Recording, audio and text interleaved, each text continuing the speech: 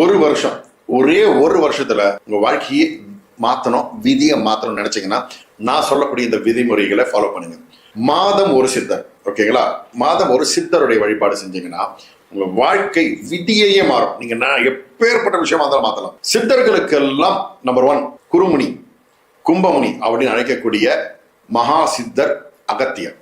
இவர் மார்கழி மாசம் ஆயில்ய நட்சத்திரத்துல பிறந்தவர், ஓகேங்களா? அவருடைய மகா சமாதி இருக்கக்கூடியது பாத்தீங்க வச்சுக்கோங்களேன், கேரளாவில் இருக்கக்கூடிய அனந்த சயனம் அப்படின்னு அழைக்கக்கூடிய அனந்த பத்மநாபர் கோவில் இருக்கு இல்லையா, அந்த பத்மநாபர் கோவிலுக்குள்ளேயும் அவருடைய சமாதி, ஜீவசமாதி அடைஞ்சிருக்கு. இது ஒண்ணு. ரெண்டாவது, நம்ம தமிழகத்துல கும்பகோணத்துல இருக்கக்கூடிய ஆதி கும்பேஸ்வரர் கோவிலையும் அவருடைய ஜீவசமாதி அடைஞ்சிருக்காரு. ரெண்டாவது விஷயம் பாத்தீங்கன்னா திருமூலர், ஓகேங்களா?